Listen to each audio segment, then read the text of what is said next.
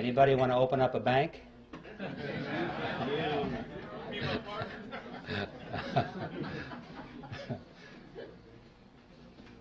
All right, part two. We'll go back to Jekyll Island. We have much to learn there. In fact, if we just analyze what happened on Jekyll Island, we can figure out almost everything that's going on today, even though that happened back in 1910. And one of the things that they had to resolve there was what to call this creature of theirs. This partnership between government and the commercial banks was not new with the Federal Reserve System.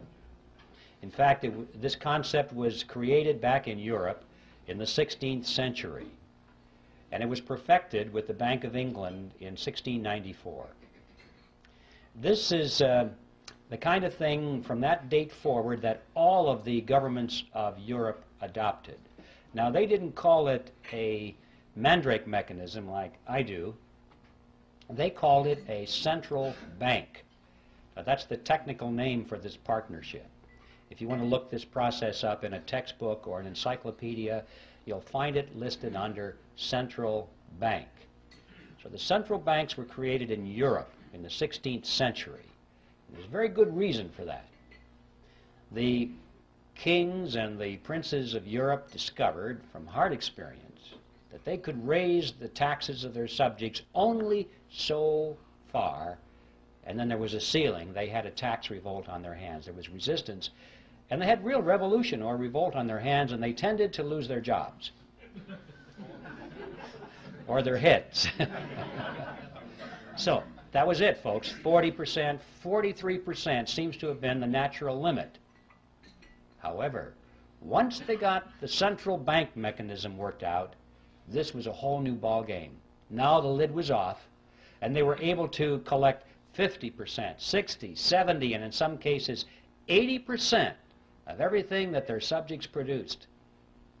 And their subjects did not revolt, did not resent it even, because they didn't know that they were paying this tax through a process called inflation.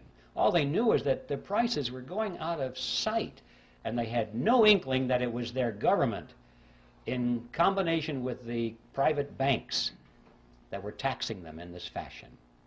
And so, see, this became a method of hidden taxation, which has continued to this day to be extremely popular with big spending governments. And so this became the modus operandi in Europe from that date forward. Now, when they met on Jekyll Island, it was very clear in their mind that they were creating a central bank. But they had a problem, what to call it, because Congress was already on record as saying they did not want a central bank in America. I don't think the congressmen really understood what that meant, but they had heard the phrase, and they knew that that's what they had in Europe. And they said, no, when it comes to banking reform in America, we want something that's unique to represent our unique political and economic system. So a central bank was out. So what to call this central bank so that no one will know? And they talked about this on Jekyll Island. And this is what they concluded. They said, first, let's use the word federal to make it seem like it's a government operation. Secondly, let's add the word reserve to make it seem like there are reserves somewhere, like it was a banking concept. Third, let's add the word system. And this was very important, far more than we might think today, because remember, the major concern was this concentration of financial power in New York. And they had to sell the American people on the idea that this was a diffusion of power over a system of banks. And so they talked about 10 regional banks, and finally they said, no, that's not enough. We'll have 12 regional banks and diffuse the power away from New York, or at least make it appear that way. And they'll build those big buildings in all these regions, and the local yokels can come and look at the buildings and say, golly, we got one of them out here too. You know?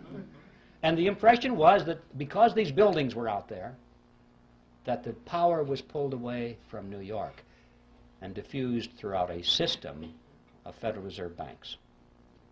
Well, as you've heard said many times by now, what we wound up with was not federal, There are no reserves. It's not a system at all in the sense of diffusion of power, and the Federal Reserve banks aren't even banks. So on all four words, we're dealing with appearances of the fourth kind. Brilliant strategy.